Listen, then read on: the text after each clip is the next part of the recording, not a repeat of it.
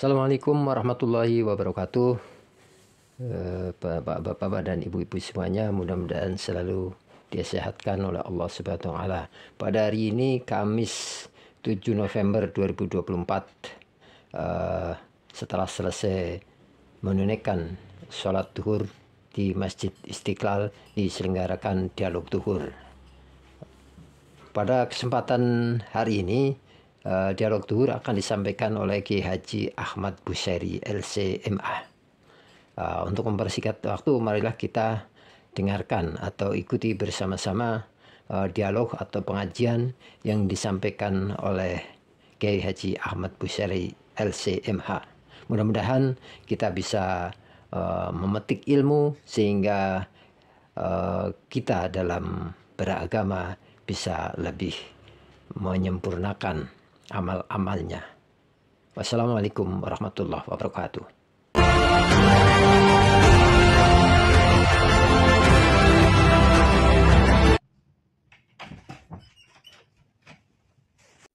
Pada kesempatan ini kita akan membahas kitab Muhammad Rasulullah sallallahu alaihi wasallam wa Samailul Alhamidah wa Qisaluhul Majidah.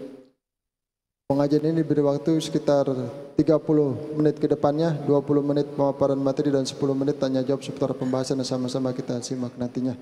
Marilah kita mulai pengajian ini dapat basmalah. Bismillahirrahmanirrahim. Kepada Al-Mukarram Kiai Haji Ahmad Busairi LCMA kami persilakan. Assalamualaikum warahmatullahi wabarakatuh. Alhamdulillahi rabbil alamin wal aqibatu lil muttaqin wala udwana illa 'alal zalimin. Assalatu wassalamu ala asyrafil anbiya wa imamil mursalin sayyidil awwalin wal akhirin wa imamil muttaqin sayyidina wa maulana Muhammadin wa ala alihi wa sahbihi ajma'in wa ba'd. فإن أصدق الحديث كتاب الله وخير الهدي هدي سيدنا محمد صلى الله عليه وسلم وشر الأمور محدثاتها وكل محدثة بدعة وكل بدعة ضلالة وكل ضلالة في النار أو كما قال النبي صلى الله عليه وآله وصحبه وسلم. معاشر المسلمين والمسلمات رحمكم الله. Alhamdulillah wa syukur lillah. Siang hari yang mulia ini kita kembali dipertemukan Allah Subhanahu wa taala di majlis yang mulia ini dalam rangka menunaikan kewajiban-kewajiban kita kepada Allah Subhanahu wa taala dengan iringan doa semoga semua amal ibadah yang kita lakukan diqabul, diridai oleh Allah Subhanahu wa taala. Amin ya rabbal alamin. Hadirin hadirat yang dimuliakan Allah, pada pertemuan kali ini insyaallah kita akan kembali mengkaji satu cabang daripada ilmu hadis yang disebut dengan Asy-Syama'il Al-Muhammadiyah. Ulama hadis membagi hadis itu menjadi 4 pembahasan. Yang pertama al-aqwal, perkataan-perkataan baginda Nabi, sabda-sabda baginda Nabi. Yang kedua al-af'al, terkait dengan perbuatan baginda Nabi. Yang ketiga terkait dengan at-takrirat, ketetapan-ketetapan baginda Nabi, apa yang beliau tetapkan dari ucapan atau perbuatan para sahabat. Dan yang keempat adalah al-akhlaq, hal yang berhubungan dengan akhlak baginda Nabi sallallahu alaihi wasallam. Inilah yang oleh ulama hadis dikaji secara tersendiri dengan satu istilah yang mereka istilahkan dengan Asy-Syama'il Al-Muhammadiyah. Yang secara bahasa Asy-Syama'il itu mencakup pembahasan fisik dan juga akhlak. Baik akhlak yang zahir, yang itu juga bahagian dari yang bisa dilihat, disaksikan, ataupun akhlak batin terkait dengan amalan-amalan qalbu. Baginda Nabi SAW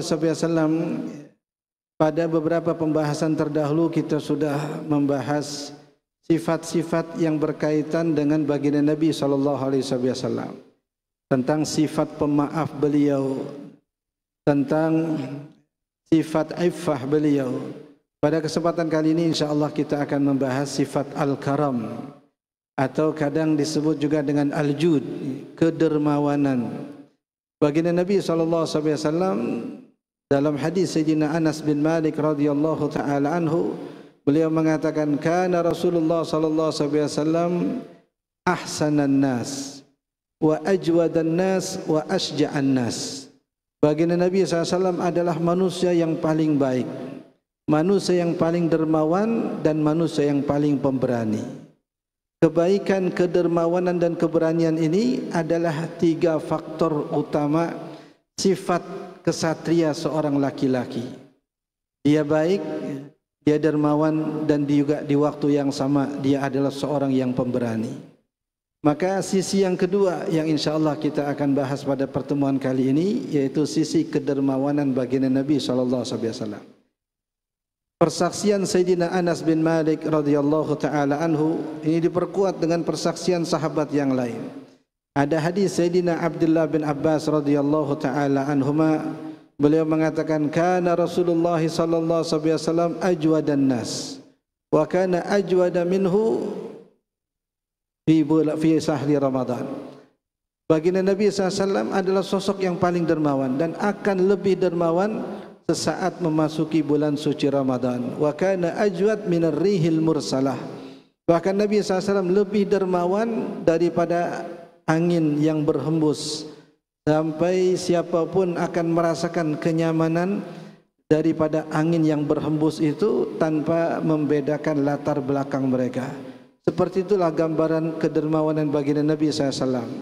Disamakan seperti angin dari segi kecepatannya, dan disamakan dengan angin dari segi siapapun yang mendapatkan manfaat dan kenyamanannya.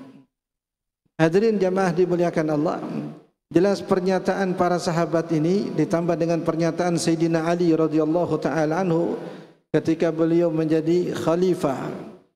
Khilafah beliau ada di negeri Irak, yang ketika itu beliau berkhutbah di hadapan para sahabat. Kemudian dalam khutbahnya beliau berkomunikasi, beliau berdialog dengan para rakyat yang hadir di majlis beliau ketika itu. Beliau bertanya, man asja'un nas, siapakah menurut kalian orang yang paling pemberani? Mereka serentak menjawab, anta ya amiral mu'minin, engkaulah orang yang paling pemberani. Karena memang jejak perjalanan kehidupan Sayyidina Ali radhiyallahu ta'ala anhu arda itu langsung digembleng oleh baginda Nabi SAW, utamanya pada sifat keberanian. Bukankah beliau yang saat masih belia menggantikan posisi baginda Nabi SAW berbaring di tempat pembaringan beliau ketika orang-orang Quraisy sudah mengepung rumah baginda Nabi SAW. Yang seandainya orang Quraisy tidak menyingkap tirai atau selimut yang menutupi sosok yang ada di atas pembaringan itu, mereka langsung membunuhnya, maka niscayalah akan terbunuh Sayyidina Ali radhiyallahu ta'ala. Tapi saat mereka menyingkap, ternyata yang ada di balik tirai itu adalah Sayyidina Ali, bukan Rasul sallallahu alaihi wasallam. Ini pengorbanan pertama dan utama Sayyidina Ali radhiyallahu ta'ala anhu kepada baginda Nabi SAW. Di waktu yang sama itu juga menunjukkan sifat pemberani beliau. Yang kedua, dalam peristiwa perang Khaybar, di mana hampir 40 hari lebih kaum muslimin mengepung benteng Khaybar milik orang-orang Yahudi, benteng itu tidak juga jatuh ke tangan kaum muslimin. Karena di balik benteng mereka sudah memiliki persiapan untuk hidup. Ada kebun-kebun korma yang ranum dengan buah-buahannya. Ada sumber mata air yang sangat jernih airnya. Yang diperkirakan kalau mereka mengurung diri di dalam benteng itu selama 1 tahun, itu sudah mencukupi dengan suplai makanan dan minuman untuk keberlangsungan hidup mereka. Nah, mereka sebatas mempertahankan diri dari penyerbuan kaum muslimin yang hampir 40 hari enggak juga jatuh, enggak juga berhasil menjatuhkan benteng itu. Sampai Nabi SAW kemudian menyatakan kepada para sahabat, la'utiyanna rayata ghadan rajulan yuhibbullaha wa rasulah wa yuhibbuhullah wa rasuluh yaftahullahu ala yadayhi. Kata baginda Nabi, esok aku akan serahkan panji perang kepada sosok seseorang yang ia cinta Allah dan cinta Rasul, Allah dan Rasulnya pun juga cinta kepadanya. Di tangannya lah kita akan mendapatkan dan meraih kemenangan. Para sahabat bertanya-tanya, siapa gerangan sosok yang akan dipercaya oleh baginda Nabi untuk memimpin pasukan menaklukkan benteng Khaybar yang sudah lebih dari 40 hari tidak juga jatuh ke tangan kaum muslimin. Maka pagi-pagi sekali mereka sudah berkumpul di depan kemah, menyaksikan dan menantikan siapa gerangan yang Rasulullah percaya. Hampir semua sahabat sudah hadir di tempat. Sayyidina Umar radhiyallahu ta'ala anhu bahkan beliau mengatakan, laqad tasaddartu, saya berada di barisan terdepan, berharap Rasulullah melihatku dan menyerahkan panji itu kepadaku sebagai bentuk penghargaan dan penghormatan kepada Sayyidina Umar radhiyallahu ta'ala. Tapi setelah semua sahabat berkumpul, tiba-tiba Nabi bertanya, Aina Ali? Di manakah gerangan Ali? Rupa-rupanya hanya Ali yang tidak hadir. Sahabat kemudian menjawab, asabahu Ramadan ya Rasulullah. Beliau saat ini sedang sakit mata ya Rasulullah sehingga enggak bisa berkumpul. Rasul memanggil kemudian Sayyidina, panggil Ali. Maka datanglah Sayyidina Ali dengan mata beliau yang sakit itu. Kemudian dengan sebab ludah baginda Nabi SAW, akhirnya seketika itu juga mata yang sakit menjadi sembuh. Wa kana ajwada ainai, bahkan mata yang sakit setelah diludah oleh baginda Nabi SAW menjadi mata yang terbaik dibanding mata yang tadi tidak sakit. Kemudian Rasulullah SAW menyerahkan panji perang kepada Sayyidina Ali.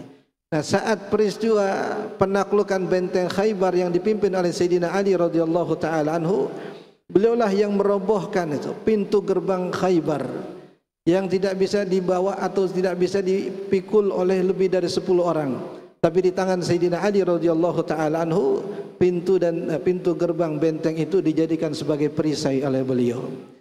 Para ulama mencatat bahwa di antara sosok sahabat Nabi sallallahu alaihi wasallam yang dikategorikan sebagai pemberani adalah Sayyidina Ali. Peperangan yang terjadi antara kaum muslimin dengan orang-orang Quraisy itu biasanya diawali dengan mubarazah, diawali dengan duel satu lawan satu. Ada Sayyidina Hamzah bin Abdul Muttalib, ya, di antara sahabat Nabi sekaligus paman Nabi yang senantiasa maju ke depan untuk urusan duel ini. Dan termasuk di dalamnya Sayyidina Ali radhiyallahu taala anhu, bahkan ketika menghadapi seorang tokoh pemberani Quraisy yang bernama Marhab, yang dikatakan kekuatannya seperti kekuatan puluhan orang. Tiba-tiba sebelum perang Marhab ini berkata, Man yubaris, hai kaum muslimin, siapakah di antara kalian yang mau duel dengan aku? Semua sahabat senyap, tahu kekuatan Marhab, tahu kedahsyatan Marhab ini yang enggak bisa atau belum pernah ditaklukkan oleh siapapun. Tiba-tiba Ali yang masih remaja ketika itu mengajukan diri, ana ya Rasulullah, biarkan aku yang menghadapinya ya Rasulullah. Nabi SAW mengingat, ya Ali, tidakkah engkau kenal dia? Bukankah dia itu Marhab? Ali mengatakan, siapapun dia ya Rasulullah. Kali kedua Marhab menyeru lagi, siapa yang mau duel? Sampai 3 kali. Ketika sudah 3 kali dan 3 kalinya Ali menjawab, aku ya Rasulullah, maka Nabi SAW kemudian mendoakan Sayyidina Ali. Marhab awalnya meremehkan Sayyidina Ali karena usianya yang sangat muda dan fisiknya yang masih terlalu belia. Dia katakan, apakah tidak ada orang lain? Ali mengatakan, akulah yang akan menjatuhkanmu. Maka terjadilah perkelahian sengit antara kedua orang ini, yang ketika debu bertebangan, ya, para sahabat tidak lagi bisa menyaksikan apa yang terjadi dengan 2 orang ini. Sampai perlahan debu itu turun, sehingga terlihatlah siapa yang tersungkur dan siapa yang masih kokoh berdiri. Sayyidina Ali radhiyallahu ta'ala anhu mampu menaklukkan dan menjatuhkan Marhab, ya, pembesar Quraisy ketika itu. Hadirin hadirat yang dimuliakan Allah, Sayyidina Ali radhiyallahu ta'ala anhu arda, yang walaupun dipuji di antara sahabat yang pemberani, tapi beliau memastikan tidak ada yang lebih pemberani daripada Rasul sallallahu alaihi wasallam. Itu diceritakan dalam hadis Sayyidina Jabir ibni Abdullah radhiyallahu ta'ala anhuma, ketika di kota Madinah mereka mendengar suara yang menyeramkan, suara keras yang menyeramkan di tengah kegelapan malam. Jadi para sahabat ketika itu ambil perhitungan kapan mereka keluar untuk mengetahui dari manakah sumber suara yang menyeramkan itu. Setelah dirasa aman, mereka pun keluar dari rumah masing-masing, bergegas menuju suara. Apa yang gerangan terjadi? Tiba-tiba dari arah suara itu muncul Rasul sallallahu alaihi wasallam mengendarai kuda tanpa pelana. Maknanya setelah mendengar suara itu, orang yang pertama kali mendengar sumber suara, mendatangi sumber suara, bahkan kudanya pun belum sempat dikasih pelana, saking tergesa-gesanya adalah baginda Nabi SAW. Dan ketika beliau datang, beliau katakan kepada orang yang ingin tahu apa yang terjadi, Nabi katakan, lan tura'u, kalian nggak usah khawatir, kalian nggak usah takut. Nabi menenangkan mereka dengan tidak menjelaskan apa yang sebenarnya terjadi. Itu beberapa catatan tentang sifat pemberani baginda Nabi SAW menurut pengakuan para sahabat yang menyaksikan langsung. Nah, begitulah juga gambaran sifat kedermawanan. Satu demi satu riwayat, satu demi satu kejadian menunjukkan dan mengerucutkan salah satu sifat utama baginda Nabi SAW adalah sifat kedermawanan. Sayyidina Anas bin Malik radhiyallahu taala anhu selain menceritakan secara verbal pengakuan beliau tentang sifat kedermawanan baginda Nabi SAW, juga menceritakan beberapa kisah yang terkait dengan sifat kedermawanan ini. Dalam peristiwa perang Hunain, ini diantara perang dengan perampasan perang terbanyak dalam sejarah. Itu terjadi hanya atau bersamaan dengan penaklukan kota Mekah. Pulang dari kota Mekah setelah Mekah ditaklukkan oleh kaum muslimin, Rasulullah tidak langsung pergi ke kota Madinah, tapi beliau datang menuju Hunain untuk menghadapi tentara-tentara Romawi. Saat itu kaum muslimin mendapatkan rampasan perang yang luar biasa banyaknya. Bahkan dalam satu keluarga yang ikut perang itu masing-masing dijatah mendapatkan 100 ekor onta. Bahkan ada satu riwayat seseorang yang mendapatkan 100.000 ekor onta. Yang dalam bahasa Arab ketika itu belum ada pecahan sampai ratusan ribu. Mereka sebut dengan mi'ata mi'ah, 100 kali 100. Kadang mereka sebut sejuta itu kan alfu alf, sejuta apa, seribu seribu, maksudnya 1 juta. Ini maksudnya 100.000. Sayyidina Abu Sufyan bin Harb yang ketika itu baru saja masuk Islam, ikut dalam perang Hunain, kemudian Nabi berikan kepadanya 100 ekor onta. Dia berkata, "Ya Rasulullah, bagaimana dengan putraku Muawiyah bin Abi Sufyan?" Kata Nabi, dia pun dapat 100 ekor onta. "Bagaimana dengan saudaraku Yazid bin Harb?" Kata Nabi, dia pun dapat 100 ekor onta. Dalam satu keluarga ada 300 ekor onta yang dihadiahkan oleh Nabi SAW. Kemudian mereka pulang dengan ratusan ribu ekor onta yang mereka dapatkan dari medan perang. Ada seorang sahabat yang ketika dia melihat, memilih apa gerangan yang akan dia ambil dari rampasan-rampasan perang itu, kemudian Rasul menyaksikan, melihat. Kemudian Nabi bertanya, "Apakah engkau senang melihat satu lembah yang berisi kambing-kambing itu?" Sahabat yang baru masuk Islam ini kemudian menyatakan, "Bala ya Rasulullah, betul ya Rasulullah, aku senang melihatnya. Banyaknya, kemudian juga kualitas kambing-kambingnya, karena dahulu kalau mereka perang mereka bawa aset-aset mereka supaya tidak terpikir kalah untuk menyelamatkan aset itu. Itu cara mereka timbul keberanian dari kalangan orang-orang kafir. Maka ketika mereka kalah, mayoritas aset mereka itu akan menjadi sitaan yang kita sebut dengan rampasan perang. Sahabat ini menjawab, "Betul ya Rasulullah, aku senang melihat banyaknya kambing-kambing ini." Kemudian Rasul bertanya kepadanya, "Apakah engkau mau aku berikan kambing-kambing itu kepadamu?" Dikatakan, "Bala ya Rasulullah." "Benar ya Rasulullah." Maka Nabi SAW serahkan satu lembah kambing itu kepada sahabat yang bersangkutan. Beliau mengatakan, "Ya Rasulullah, tidak akan pernah mungkin ada sosok manusia yang memiliki sifat kedermawanan seperti ini kecuali seorang Nabi." Maka dia pun mengucapkan 2 kalimat syahadat, memperbaharui syahadatnya setelah tadi dia masuk Islam semata karena ditaklukkan di kota Mekah. Yang kedua, kisah seorang Arab Badawi datang kepada Rasul SAW menanyakan kepada beliau tentang Islam. Nabi berikan tawaran kepadanya, "Apakah engkau lihat itu satu lembah yang berisi hewan-hewan ternak? Bagaimana seandainya engkau mau masuk Islam, aku akan berikan satu lembah hewan-hewan itu kepadamu." Kata orang ini, "Enggak, aku enggak mau." Rasul tawarkan lagi, "Bagaimana kalau 2 lembah? 2 lembah itu kita enggak bisa hitung berapa jumlah kambing dan hewan ternak yang ada dalam 2 lembah. Akhirnya orang itu mengatakan, "Kalau itu aku mau." Rasulullah SAW mengatakan, "Saksikanlah 2 lembah itu semua adalah milikmu." Dituntun semua kambing-kambing, hewan-hewan ternak yang ada di lembah itu, kemudian dia pulang. Kali ini dia pulang menjumpai kaumnya menjadi dai. Dia katakan, "Aslimu Fa inna Muhammadan yunfiqu infaqa man la yakhaful faqr. Hendaklah kalian masuk Islam. Demi Allah, Muhammad itu memberi seperti orang yang tidak takut miskin. Muhammad memberi seperti orang yang tidak takut miskin. Dia berikan sebanyak itu semata agar aku masuk Islam. Ini bukan kepala suku, ini bukan ratusan orang, ini cuma satu orang.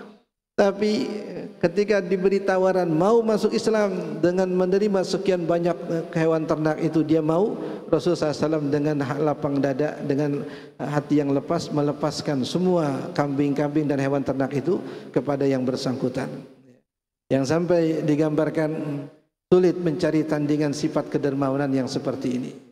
Ada seorang sahabat Nabi SAW yang selesai salat, dia kemudian berdoa kepada Allah SWT. Yang di antara rangkaian doa yang beliau panjatkan, Subhanak la uhsi sana'an 'alaika anta kama asnaita 'ala nafsik. Ya Allah, aku tidak mampu menghitung jumlah nikmat yang Kau anugerahkan kepadaku. Bagaimana aku bisa menghitung jumlah pujian yang aku akan persembahkan kepadamu? Nikmatnya enggak kehitung, bagaimana kita bisa menghitung persembahan? Persembahan nikmat atau persembahan syukur. Maka aku serahkan syukurku kepadamu, karena hanya Engkau yang tahu kadar syukur yang seharusnya yang aku anugerahkan kepadamu. Nabi SAW kemudian mengatakan kepada salah seorang sahabat, tolong engkau tunggu orang ini sampai selesai berdoa. Kalau sudah selesai berdoa, suruh dia menghadap aku. Nah, sahabat yang ditugasin kemudian menunggu yang berdoa ini sampai selesai. Setelah selesai dikatakan, da'a ke Rasulullah, Rasul memanggil kamu. Dia pun bergegas menemui panggilan Nabi SAW. Dia merasa khawatir, jangan-jangan ada yang salah dengan sholatku, ada yang salah dengan rangkaian doaku.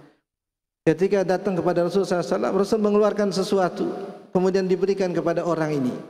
Saat dibuka, ternyata itu adalah tibrun. Ini tibrun ini emas, ya, emas yang masih dalam gumpalan-gumpalan, belum dibentuk sebagai perhiasan. Sahabat ini terkejut mendapatkan hadiah itu dari Rasulullah SAW. Kemudian Rasul bertanya kepadanya, Atadri lima wahabtuka lahadza dhahab? Tahukah kamu kenapa saya hadiahkan kamu emas ini? Liqarabatika minni ya Rasulullah. Mungkin kau merasa aku punya hubungan kekerabatan denganmu ya Rasulullah. Kata Nabi, la, bukan. Tapi li husni sana'ika 'ala Allah. Tapi saya tadi mendengar betapa indahnya pujianmu kepada Allah. Nabi SAW enggak leluasa untuk mengapresiasi pujian sahabat itu kecuali dengan memberikannya kepada sahabat ini emas. Yang kemudian sahabat itu bergegas pulang untuk menghadiahkan emasnya kepada istrinya.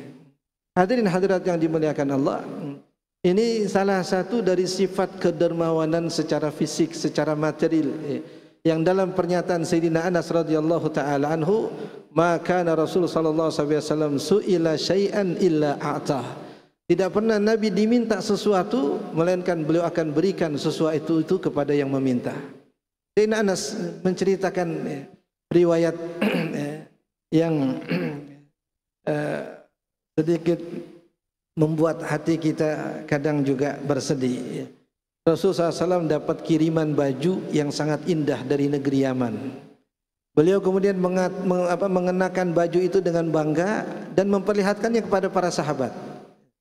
Terlihat wajah gembira Nabi SAW karena keindahan baju itu. Beliau tanyakan kepada para sahabat, apakah penilaian kalian dengan pakaianku ini? Sayyidina Anas mengatakan, ya Rasulullah, tidak ada seseorang dengan pakaian yang indah seperti itu yang lebih tampan daripada kamu. Tiba-tiba ada seorang sahabat mendekat kemudian mengatakan, ya Rasulullah, uqsuniha, wahai Tuhan Rasul, berikanlah pakaian itu untukku, hadiahkanlah baju itu untukku. Sahabat terkejut mendengar pernyataan sahabat ini. Bagaimana saat Nabi terlihat sedang gembira, baru nyobain, belum dipakai, belum dikenakan ke sana kemari, dan terlihat beliau senang dengan hadiah itu. Tiba-tiba sahabat ini tanpa memperhatikan reaksi para sahabat yang lain meminta baju itu agar diberikan kepadanya. Ketika sahabat yang lain protes, untuk apa kamu minta baju itu? Bukankah engkau lihat Rasulullah SAW senang memakainya, dan engkau tahu Rasul tidak akan pernah menolak permintaan? Sahabat ini kemudian mengatakan, saya berharap kalau nanti saya meninggal dunia, baju itulah yang akan menjadi kain kafan saya. Allah, bukan untuk dipakai untuk ini untuk itu, tapi untuk kain kafannya karena pernah dipakai oleh Nabi SAW. Kata Rasulullah SAW, sebentar, Beliau masuk lagi ke dalam rumah, mengganti baju baru itu dengan baju beliau yang tadi dipakai, kemudian melipatnya dengan rapi dan menyerahkannya kepada sahabat yang bersangkutan. Hadirin jamaah dimuliakan Allah, ini sekelumit sifat dermawan baginda Nabi SAW yang sesi sebentar ini tidak akan pernah mungkin bisa menjelaskan, mencakup semua riwayat-riwayat tentang sifat kedermawanan baginda Nabi SAW yang insyaAllah pertemuan yang akan datang kita lanjutkan. Mudah-mudahan yang sedikit ini ada manfaat.